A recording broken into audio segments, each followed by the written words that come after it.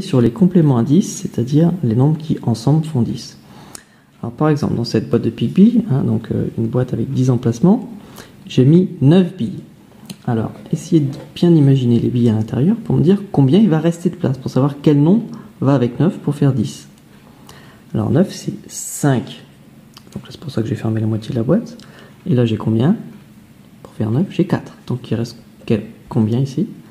Vu que là, pour fermer la boîte, il me faut 5, il me reste seulement 1.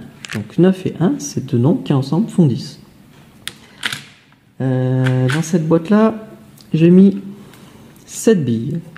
Alors, combien il me reste de place? Quel nombre va avec 7 pour faire 10?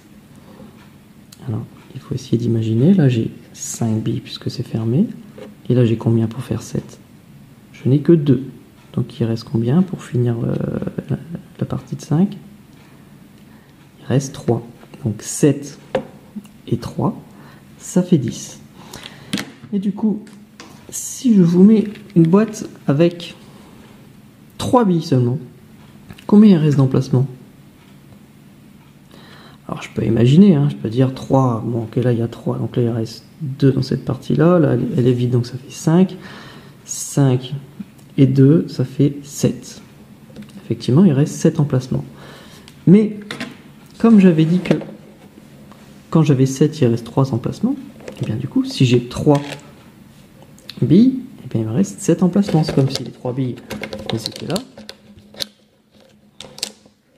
Là, du coup, je vois bien que jusqu'ici ça fait 7, et après ça fait 3. Donc si j'ai 3, il manque 7. Si j'ai 7, il manque 3. Donc 3 et 7, ça va ensemble pour faire 10. Et il y a à chaque fois des nombres, plusieurs nombres comme ça qui vont ensemble pour faire 10. Alors, je vais vous mettre des cartes.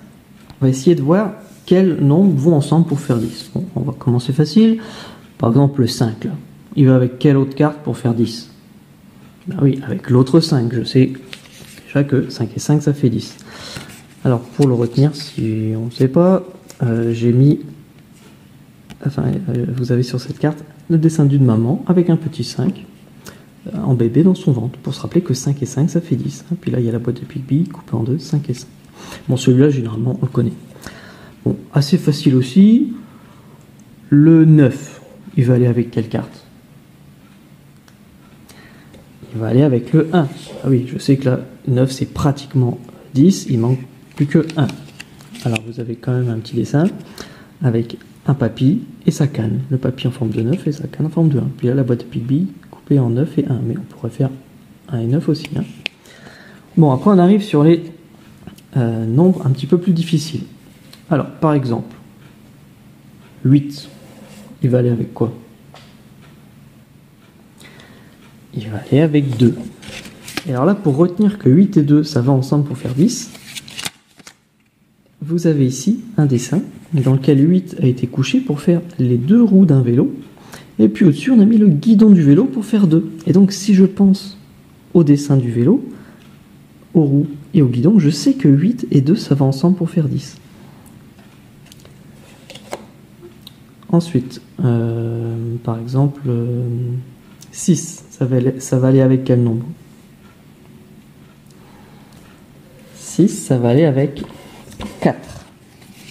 Alors, pour le retenir, là, vous avez un dessin pour se rappeler du 4.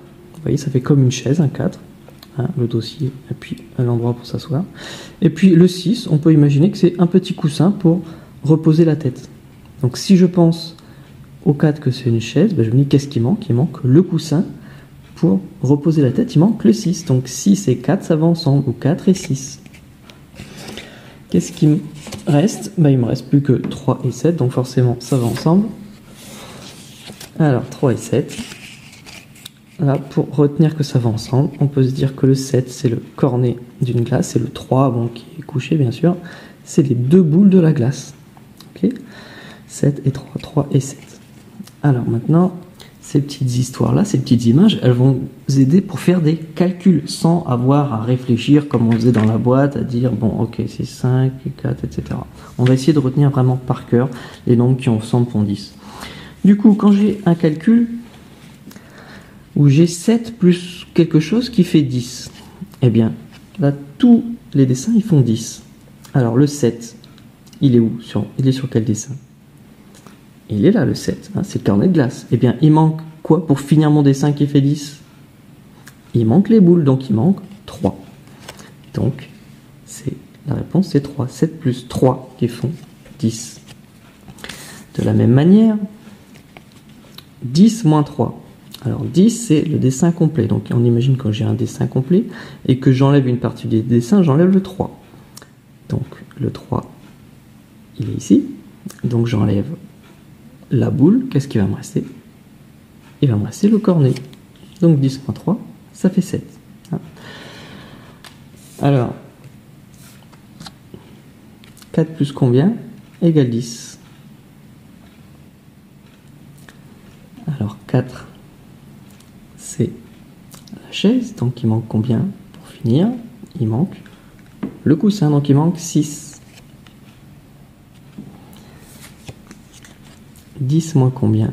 10 moins 8, combien ça fait?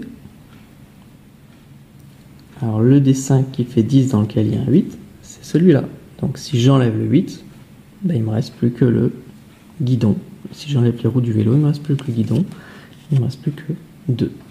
Bon, puis ensuite, sans les images, hein, puisqu'on essaye de retenir les images par cœur. Alors, 2 plus combien égale 10? 2, il faut se rappeler, c'est dans quel dessin qu'il y a un 2? Ah bah oui, le 2, c'était le guidon du vélo. Donc, il manque quelle partie du dessin pour finir le dessin qui fait 10? Il manque les roues du vélo. Les roues du vélo, c'est 8. Donc, ça fait 8. Enfin, il manque 8. 10 moins 4. Donc, le dessin, ça fait 10. 4, c'était dans quelle partie du dessin? Ah bah oui, c'était la chaise. Donc, la chaise, il manque quoi? Il manque le coussin. Donc, ça fait 6.